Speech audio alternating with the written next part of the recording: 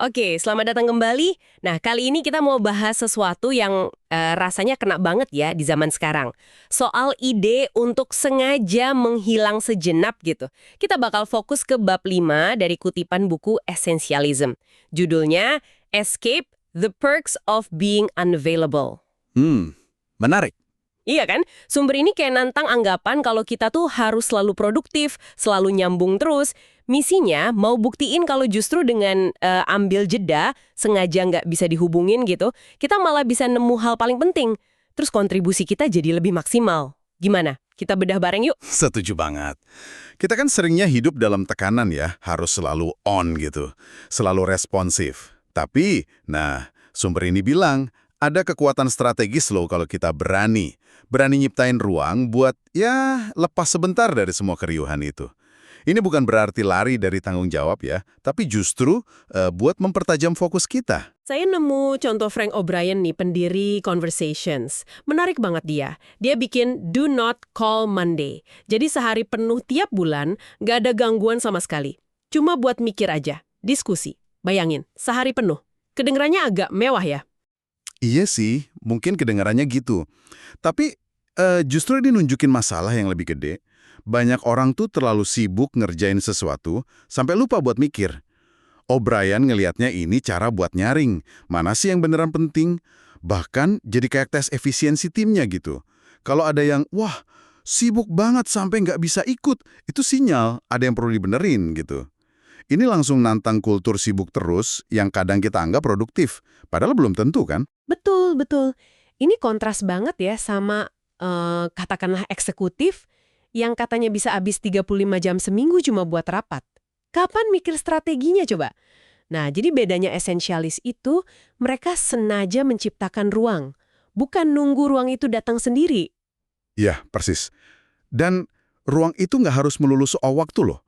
Tapi juga fisik. Contohnya di school di Stanford. Mereka itu desain ulang ruang kerjanya.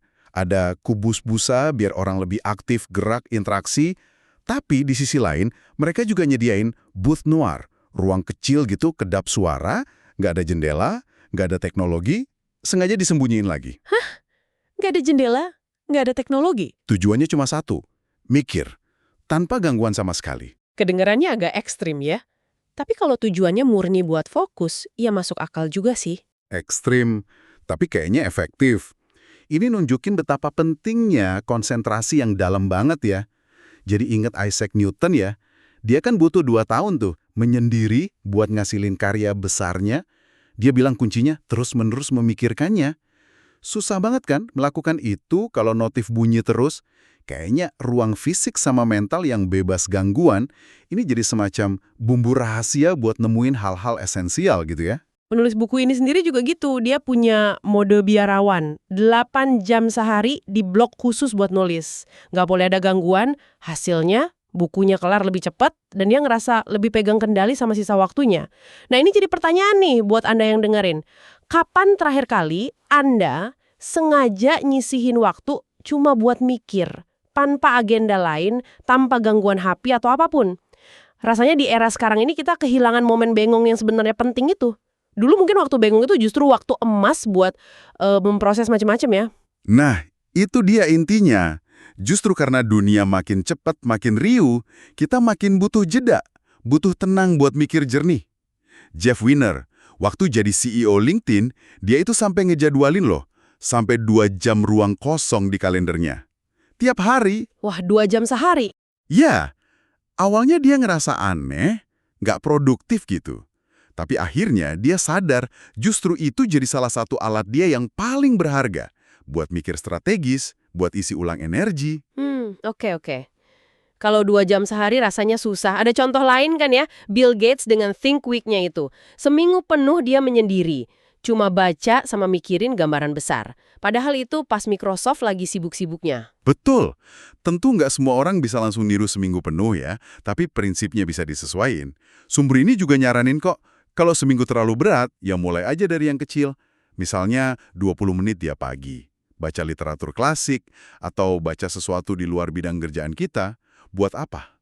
Buat memperluas perspektif, sekalian memusatkan pikiran sebelum mulai hari yang pasti hektik. Oke, jadi kalau kita coba rangkum nih ya, nggak tersedia secara strategis ini bukan soal males atau ngindarin kerjaan ya. Manfaatnya jelas banget. Kita jadi bisa milah mana yang beneran penting, terus bisa konsentrasi lebih dalam, mikirnya lebih strategis, bahkan bisa mancing inovasi juga. Dan yang paling penting mungkin ya, ini cara kita ngelindungin aset kita yang paling berharga, kemampuan mikir sama energi kita sendiri. Supaya kita bisa kasih kontribusi terbaik, jangka panjang gitu. Jadi ini bukan lagi kemewahan, tapi udah jadi, ya kebutuhan esensial lah di zaman sekarang. Sip. Jadi kesimpulannya jelas banget ya. Ngerancang waktu dan ruang buat lepas sejenak itu bukan tanda lemah. Justru itu strategi cerdas di dunia yang serba ngebut ini. Nah, sebagai penutup nih, ada satu kutipan dari Picasso yang kayaknya pas banget buat Anda renungin. Dia bilang, tanpa kesendirian yang hebat, tidak ada pekerjaan serius yang mungkin terjadi. Pertanyaannya jadi gini, di dunia yang nuntut kita nyambung terus ini, pekerjaan serius apa? Atau gagasan cemerlang apa yang mungkin kelewat gitu aja karena Anda belum secara sengaja ngebangun momen nggak tersedia buat diri sendiri? Gimana kalau sedikit pelarian yang dirancang dengan sengaja itu, justru bisa ngubah drastis kualitas fokus dan hasil kerja Anda nantinya? Coba direnungkan deh.